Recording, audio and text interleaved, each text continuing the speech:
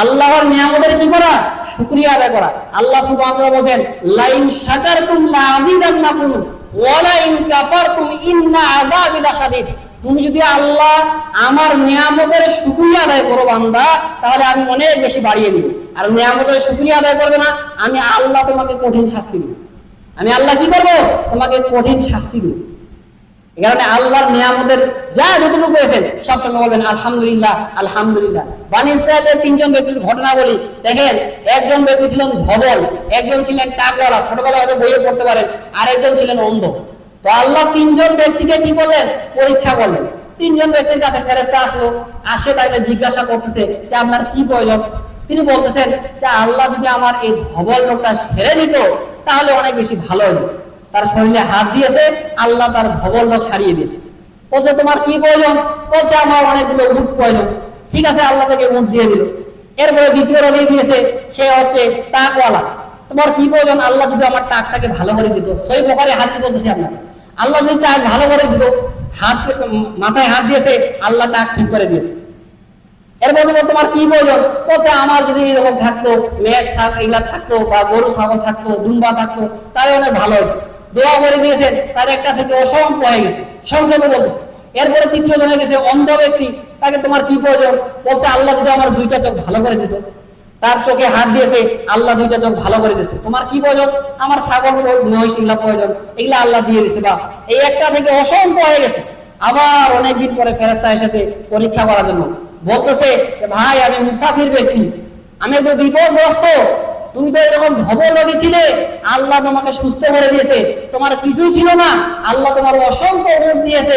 এই উট থেকে যদি তুমি আমাকে কিছু উট দাও, তাহলে এই উট বিক্রি করে আমি আমার গন্তব্যস্থলে পৌঁছে দেবো। সে কি বলতেছে?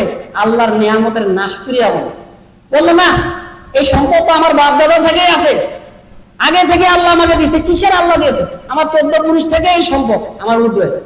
নিয়ামতের কি বললো? নাশকরিয়া আদায় করলো। ঠিক আছে, ফেরেশতা চলে গেছে।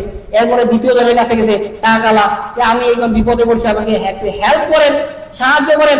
আপনার কিছুই ছিল না, আল্লাহ আপনাকে এতগুলো কিছু দিয়েছে, গরু দিয়েছে, দুম্বা দিয়েছে। বলছেন না, এগুলো আমার আল্লাহ দেয়নি, আগে থেকেই ছিল। আগে থেকে কি আমার এটা সব কিছু ছিল। ওর কাছ থেকে চলে গেছে অন্ধ ব্যক্তির কাছে, অন্ধ ব্যক্তিকে বললো যে আল্লাহ আপনাকে, আপনি অন্ধ ছিলেন, আল্লাহ আপনার দুইটা চোখ ঠিক করে দিয়েছে, আল্লাহ আপনাকে এত কিছু দিয়েছে, এখান থেকে আমার কিছু দেন। তিনি আল্লাহর নিয়ামতের শুকরিয়া আদায় করলেন, বললেন হ্যাঁ আমি এক সময় অন্ধ ছিলাম, আল্লাহ আমার দুইটা চোখ ভালো করে দিয়েছে, আমার কিছুই ছিল না, আজকে আল্লাহ আমাকে এত কিছু দিয়েছে।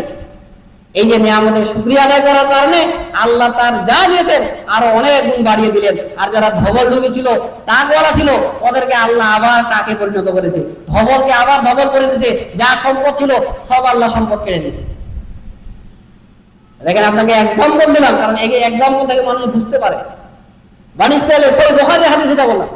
এই কারণে আপনি আল্লাহ আপনাকে যা দিয়েছে, যতটুকু দিয়েছেন, এই নিয়ামতের শুকরিয়া আদায় করেন। আল্লাহকে বলেন আল্লাহ আলহামদুলিল্লাহ, তুমি আমাকে যা দিয়েছো আলহামদুলিল্লাহ, অনেক হয়েছে, অনেক দিয়েছো।